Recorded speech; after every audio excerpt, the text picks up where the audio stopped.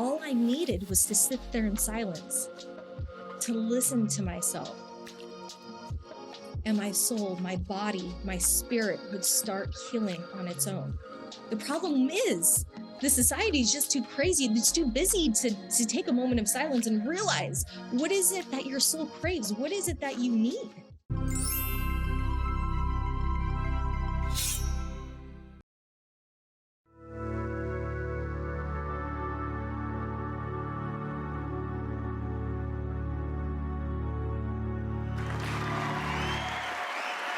Welcome to Holy Chit.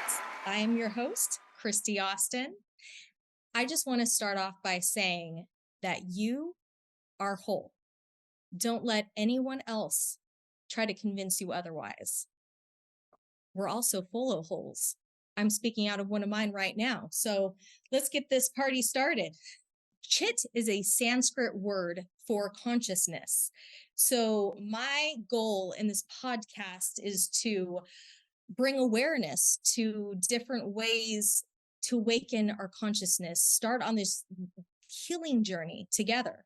I want to start by telling you a little bit about myself and my journey, what brought me here, so that since this is the first podcast, I want to share with you myself and who I am, so that you can better get to know me and what brought me on this journey.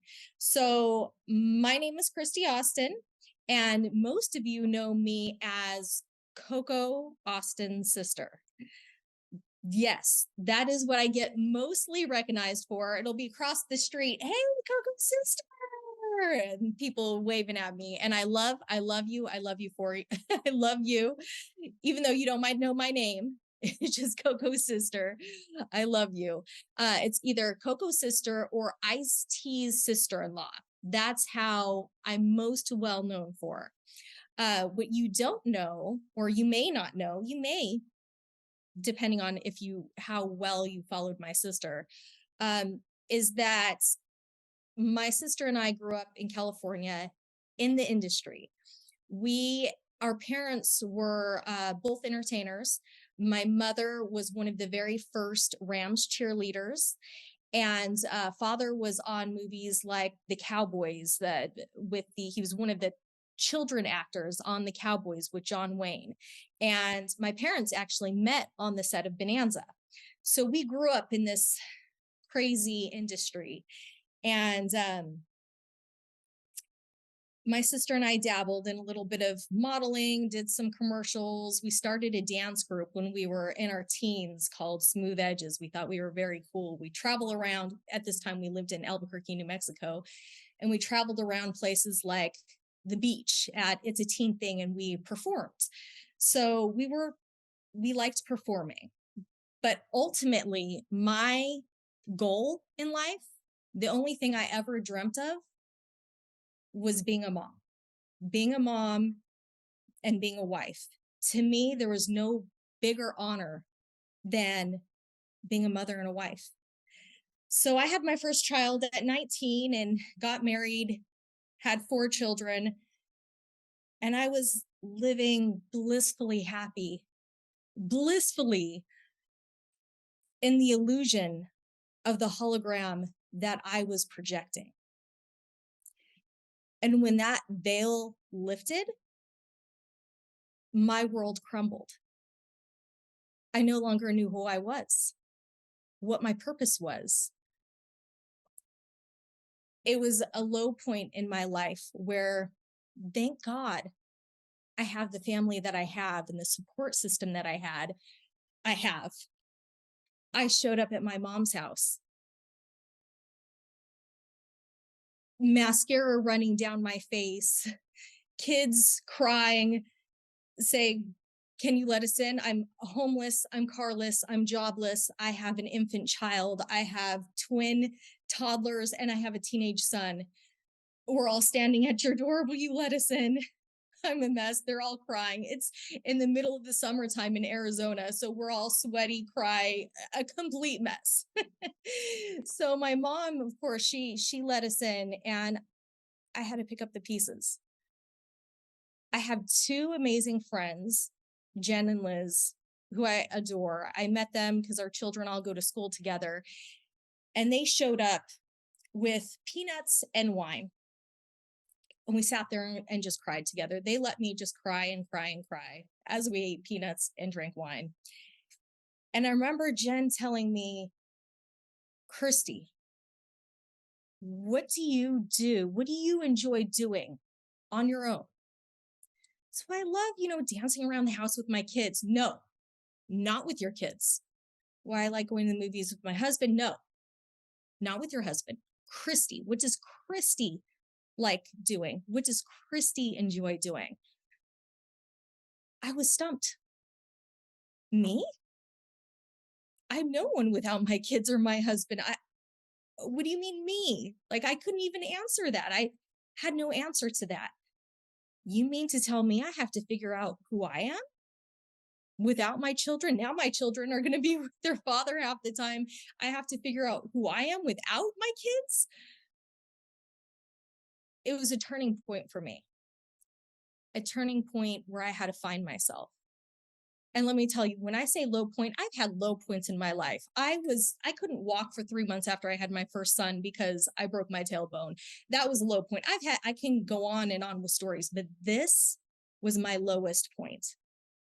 When you walk out of your house with the clothes on your back, you don't bring a backpack, your car breaks down because it was tampered with. So you're walking to your parents' house in 120-degree weather, and you're crying, and you're a mess. You're homeless, you're jobless, you're carless, and you don't know what to do or where to go. That's definitely a low point. So I started taking these hikes. And if you live in Arizona, you know that the Arizona weather can be brutal, but it can also be very powerful. So I started taking these hikes, and I chose Camelback Mountain because it's a well traveled hiking trail. And since I was doing these hikes on my own, I wanted to make sure if anything were to happen to me, someone would stumble upon me. So I would take these hikes, get to the top of the mountain, and I would stretch, and I'd sit there in silence, and I'd listen to the birds chirp, and I'd feel the breeze on my face. And someone saw me one time and they said, "Oh, doing a little yoga and meditation, huh?" I go, no, I'm just stretching. No, I'm just feeling the breeze and listening to the birds. And they go, "Yeah, read the 5,000 Vedas." I went home, I read it, and I realized that my soul was craving this. It knew exactly what I needed to heal. All I needed was to sit there in silence, to listen to myself. And my soul, my body, my spirit would start healing on its own. The problem is the society is just too crazy. It's too busy to take a moment of silence and realize, what is it that your soul craves? What is it that you need? So I thought, okay, I'm gonna learn more about this yoga and meditation. Up to this point, I had just taken yoga at the gym. It was just a workout, right? But it became more for me. It became my saving grace. It opened me up to a whole new way of looking at things, seeing things, feeling a whole new way of doing things. So I decided, okay, well, what am I going to do now? This business that I had spent years creating, now I'm letting it go. So I used to be a dance teacher. I can start dancing again, right? Start teaching dance again. I thought, no, if I'm going to teach something, I want to teach something that I'm passionate about. And right now, that's yoga. So I went to Costa Rica to do my first not Kundalini Yoga. That was one of my trainings, but not my first. I've done many yoga trainings since my first. The first training was Hatha Yoga in Costa Rica. And I remember my teacher saying, You have to pick a style of yoga and become an expert at that. I remember that didn't sit very well with me because there's hundreds of different styles of yoga, and so many of them spoke to me. And I realized that on any given day, we needed something different. It wasn't always the same thing. It wasn't always the same style. It's not always the same mantra. It's not always the same breathing technique. So I took training after training after training, and I felt this shift in me when I took acro yoga training. And the reason for that is because I have felt for most of my life this huge weight on my chest, hands around my throat, not able to breathe or speak my truth. I felt so many thoughts. I thought so many thoughts and had so many feelings. I just couldn't express them or put them into words. Or I felt like when I did try, nobody heard me. Nobody understood me. I would just get laughed at or made fun of. Kristy's just some weirdo. So I stopped speaking. I stopped sharing. But when you're in acro yoga, you can't stop speaking. If you stop speaking, if you stop communicating with your partner, you stumble all over each other and it's a big mess. Believing Before Seeing, a new book by Candace Barr, teaching you how to believe into existence. Available now for pre-order. So you have to learn how to use your vocal cords. You have to learn how to communicate. Put your right hand on your left knee, slowly release that left hip up, squeeze that core. You have to use your voice. Otherwise, it doesn't work. So that was a challenge for me, but it was a pivotal turning point in my career. And after that, partner yoga, acro yoga, the universe opened up. Kundalini Yoga teacher training, which is one of the first trainings I wanted to go to, but I didn't want to leave the country for it. And there wasn't one in my state. Well, I found one in my state, and it opened up a whole new world of different healing modalities, just not postures. But the people that I came into contact with were showing all different kinds of healing modalities. So down the rabbit hole I went. Through Kundalini Yoga, you combined mudras, mantras, dristis, which is eye gaze. You look different eye gazes, mudras, different hand postures like that you can use that help you go deeper into whatever it is that you're trying to do. There's kriyas, which are different postures. It combines so many different things that I was like, okay, to this day, it's still my daily go-to practice. And Kundalini Yoga, if you don't know, it's the one where they wrap their head in white. They wear all white and crystals, covered in crystals. And, so you might look at them and go, oh, those are some weird yogis over there. Yeah, that's me. I'm the weird yogi. I like dressing in white and wear a bunch of crystals. I'm not home today. Otherwise, I would have my crystals on me right now, but I don't.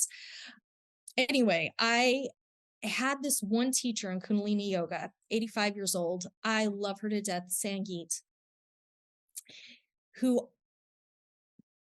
spoke to me. Like whenever she spoke, it hit my soul. And so I thought, whatever this woman teaches, I want to learn. So I took anything that she had to offer above and beyond Kundalini Yoga. She did a numerology course. I learned all about numerology. She did Reiki. I learned all about Reiki. And then there was a 6-month sound healing course offered. And oh my goodness, that's when I learned about frequencies and how powerful frequencies are. And this might have to be another topic on its own because I could go on about frequencies, how powerful they are. We spent each month learning a different instrument. The first month was the gong, then there was the crystal bowls, there was the drum, the didgeridoo, our voices. Oh my God, our voice is one instrument you always have with you. so you can utilize it, do different sound movements to help balance out your chakras. Why do you think that when you go in the shower and you sing in the shower, you come out and you feel great? That's because you're healing yourself in the shower using your vocal cords and singing and getting those good vibrations in. It's so powerful. Most people underestimate the power of frequency. And I learned about it and its power. And when I tell you I learned about it, I went so deep. My partner, on the month that we were doing the sound portion with our voices, we practiced on each other, go around their bodies making different sounds. And I remember like closing my body, and the person who raised his hand, he was like, "You want to be my partner?" I'm like, "Sure." He had Parkinson's. So I'm practicing on him. All I know is I had my eyes closed. I came to one point and I just heard, I don't even remember what sound I was making. All I could hear was woo, woo, woo. It felt like I was in a tunnel. Afterwards, he was the first person who raised his hand and was like, does anyone see that I'm no longer shaking? I didn't even notice that. I'm like, what? When did that happen? But it shows you the power of frequency. So I'm learning all these techniques. I'm healing myself. Now the universe is bringing more and more people into my life that I can have these conversations with, and I'm not looked at like I'm crazy. Like they think like me. They understand. They are on the same path and journey as me. The thing is, I'm now supporting 7 people, house of 7 people, and single mom, and the breadwinner of the house, and being a healer, which is what I consider myself. I consider myself a healer, yoga instructor, all that other fancy stuff, but I'm a healer. That doesn't really pay the bills like some other things do, right? So I'm starting to question, is this even really the path that I'm meant to go down? And then just this beginning of this year, I went to Contact in the Desert with my dad.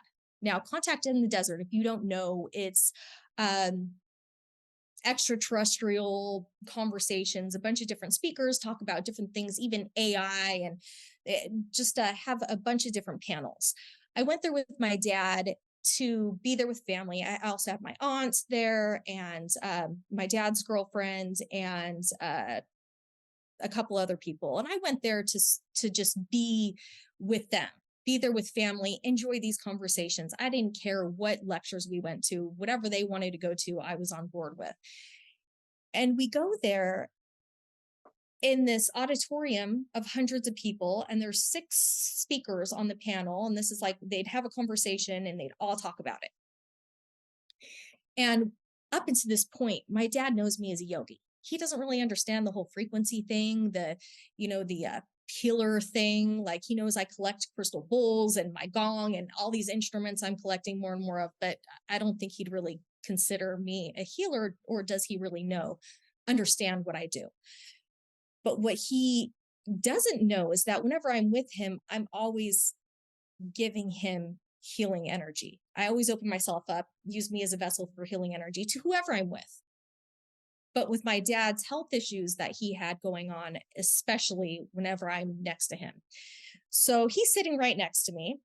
We're watching this panel of speakers, and I just do my little prayer, use me as a vessel, healing energy for my dad. I put my hand on his shoulder, and just for a few minutes, and then I put my hand down and I'm watching the panel, but yet I'm still flowing that energy through my dad, just as I always do with whoever's with me. And as I'm leaving, this tall gentleman stops me and he says, "Excuse me, do you mind if I tell you something?" I say, "Of course." He goes, "I'm a contactee. Years ago when I was contacted, I was given a gift of sight. And part of the agreement is that I share what I see. It does some kind of karmic healing within me." And I said, "Oh, okay." And he goes, "I don't know if you know this, but you are a very powerful healer. If you are not consciously utilizing this, you should be." He says, "I'm sitting there in the auditorium and I feel this very powerful energy. And I'm looking at the panel trying to figure out who it's coming from. Then all of a sudden I saw this light shine on you. I realized it was coming from you. He said, you were actually zapping the hell out of the guy sitting next to you the entire time. I don't know if you know that, realize that or not. And I said, yes, that was conscious, because in my head, I said, use me as a vessel for healing energy to my dad. Like, I knew that I was doing that. The fact that he could see it is what got me. That's what I didn't know. Here I'm questioning myself. Maybe I'm going down the wrong path. All these trainings, all this stuff that I'm doing, I shouldn't be doing that. I need to focus on making money for my family of 7. And then this guy's telling me he's seeing what I'm doing. Okay. So I just gave him, I opened my arms. Thank you so much. Thank you. Because I was just questioning myself on whether or not I've been going down the right journey or not. He says, of course. Of course you are. You're a Pleiadian. Pleiadians are all healers. The men are simply there to support you. I go, Pleiadian, where have I heard that before? So I had this drum. There was a booth at the same place where I had looked at this one drum that's had this beautiful picture. It has a painting. The artist that drew on these drums would go into an ayahuasca meditative state, I guess. And when he came out of it, he would draw a picture of each planet that he had visited on a drum. So I was drawn to this drum because I drew a picture that looked almost identical to this picture on this drum when I was 15 years old. So when I saw it, I was like, oh my God, that's my picture. And when I turn it around, 444 is my number. I see 444 everywhere. When I turn it around, it says 444. I'm like, okay. So I asked them, what's going on with this drum? And they go, well, this was drawn from the planet Pleiadia. I was like, what? This is the second time I'm hearing this today. The universe is trying to tell me something. So I've decided I'm embracing my gift as a healer. That's why I'm here on this podcast. Yes, I do one-on-one sessions, but it's not even to do the one-on-one sessions. It's to teach you how to heal yourself, because we all have it within. We all have it within ourselves to heal ourselves. It's just learning the right tools and techniques. What works best for you? Is it going to be diet or different foods? Is it going to be dristis or mantras, mudras, different yoga postures? Do you need to have a couple one-on-one sessions to really feel that energy flow and the frequencies, the sound healing of the Tibetan bowls and the crystal bowls placed on you while you're having a healing session? What is going to resonate with you? I feel like this planet is evolving and changing as we speak. This year, I've seen this huge growth of the people around me.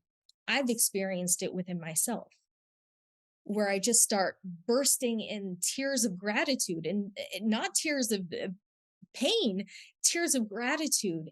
This overwhelming feeling, I feel it at the base of my spine, go all the way up, out the crown of my head. And it's just this feeling of gratitude. I'm going, what is this? It's our universe. It's our planet has done this shift. If you feel it, it's because it's real.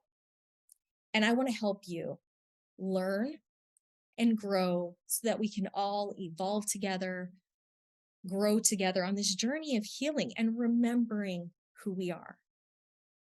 So thank you for being here with me. Thank you for being on this journey with me.